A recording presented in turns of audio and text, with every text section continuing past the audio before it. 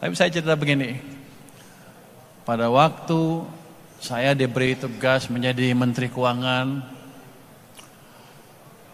ekonomi kita keadaannya tidak baik-baik saja. Kalau ekonom yang mengerti, bahkan lebih ngeri arahnya ke depan seperti apa, udah gak ada harapan dan kebijakannya salah semua. Jadi pada waktu itu ekonomi kita direm, saya nggak tahu sengaja atau nggak sengaja dari sisi, nggak ada tanya jawab. Terima kasih Pak Anin. Assalamualaikum warahmatullahi wabarakatuh. Selamat sore, salam sejahtera bagi kita semua. Shalom, Om Swastiastu, Namo Buddhaya, salam kebajikan, Rahayu. Yang saya hormati Ketua Umum Kadin Indonesia, Bapak Anindya Bakri, para Wakil Ketua Umum Kadin Indonesia, para Ketua Umum Kadin Provinsi dari seluruh Indonesia, dan seluruh anggota Kadin yang hadir pada acara Rapimnas Kadin sore ini. Kalau Rapimnas ada pemilihan ketua enggak? Itu Munas.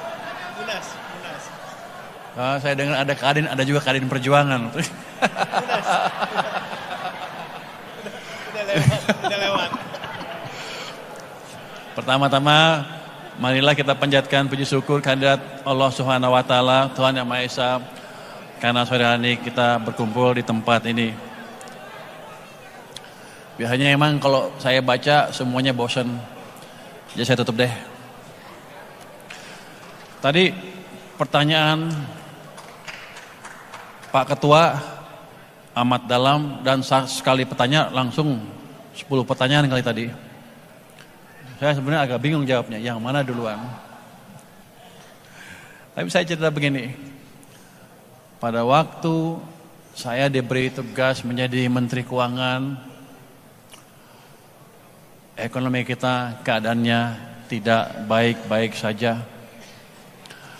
Kalau ekonom yang mengerti, bahkan lebih ngeri arahnya ke depan seperti apa, udah gak ada harapan dan kebijakannya salah semua. Jadi pada waktu itu ekonomi kita direm, saya nggak tahu sengaja atau nggak sengaja dari sisi, nggak ada tanya jawab. Fiskal dan ini nggak ada tanya jawab, saya sini. Adalah, kurang seru nanti.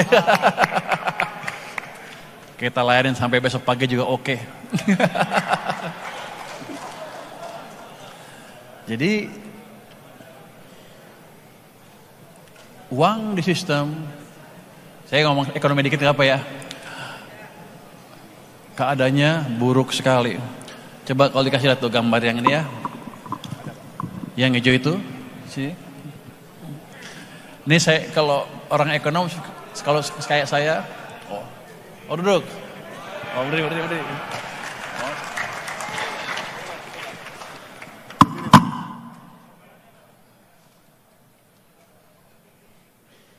Izin berdiri.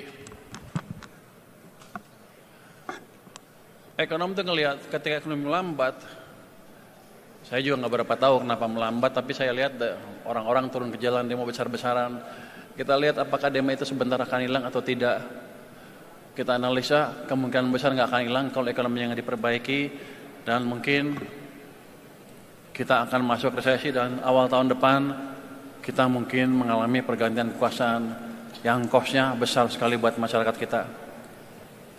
Kenapa saya sok tahu? Memang ekonomi sedang berhentikan. Kalau Anda lihat makroekonomis monetaris terkenal, pemenang Nobel Milton Friedman, dia bilang kalau Anda mau lihat kebijakan moneter longgar atau ketat, Anda jangan lihat dari bunga, tapi lihat dari laju pertumbuhan uang beredar, base money, M0 katanya. Dia mengambil kesimpulan itu dari pengalaman krisis di Amerika tahun 1930, dan habis itu dipelajarin oleh banyak orang, termasuk Ben Bernanke juga menyimpulkan hal yang sama. Jadi waktu itu katanya Amerika ekonominya hancur bukan karena kebijakannya cukup, kebijakan moneternya kok cukup, tapi kebijakannya salah. Walaupun bunga 0%, laju pertumbuhan uangnya negatif sehingga ekonominya hancur.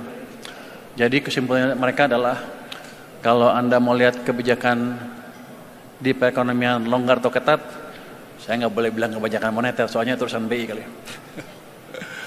Anda lihat dari pertumbuhan uang, bukan dari bunga. Karena saya belajar itu, waktu itu kan saya ke sekolah di Amerika 95 sampai 2000, krisis 97-98 kan. Sehingga sebelum pulang saya pelajari apa sih penyebab krisis kita. Sama aja ternyata kita juga sama melakukan kesalahan yang sama.